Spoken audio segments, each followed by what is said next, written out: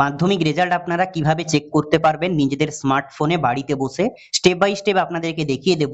প্রথমে দেখুন এই যে ওয়েবসাইট results.exambangla.com, এই ওয়েবসাইটটা আপনাদেরকে গুগলে গিয়ে সার্চ করতে হবে। এই ভিডিওটার ডেসক্রিপশন বক্সেও লিংক দেওয়া রয়েছে।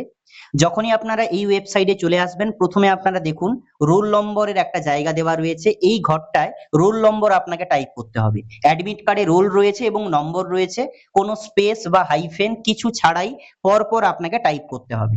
ঠিক তার নিচে ডেট অফ বার্থ দিতে হবে, জন্ম তারিখ, কোনো হাইফেন স্ল্যাশ ছাড়াই পরপর DDMMYY ফরম্যাটে। কেমন দেবেন আমি ছোট্ট করে দেখিয়ে দিচ্ছি। প্রথমে একটা রোল নম্বর আমি পুট করলাম, দেখুন এখানে কোনো স্পেস বা হাইফেন দেওয়া নেই। ঠিক তার নিচে এখানে আমি একটা ডেট অফ বার্থ দিলাম, দেখুন ডেট অফ বার্থটা 15/8/2007। আপনাদের ডেট অফ বার্থ যেটা অ্যাডমিট কার্ডে আছে ওটা দেবেন, কোনো হাইফেন বা স্পেস কিছু দেওয়া নেই। এটা যখনই আপনি ফিল আপ করে দেবেন, ঠিক তারপরেই সাবমিট বাটনে আপনাকে ক্লিক করতে হবে। তবে বলে রাখি, এই অনলাইনে রেজাল্টটা 8ই মে সকাল 10টা 15 থেকে স্টার্ট হবে। তার আগে আপনি রেজাল্ট চেক করতে পারবেন না।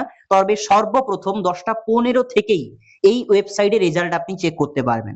সাবমিট বাটনে ক্লিক করার সঙ্গে সঙ্গে ক্যান্ডিডেটের রোল নম্বর, নাম আসবে, এখানে সাবজেক্ট ওয়াইজ নম্বর এবং গ্রেড আসবে, নিচে টোটাল নম্বর, রেজাল্ট স্ট্যাটাস এবং ওভারঅল গ্রেড দেখতে পাবেন।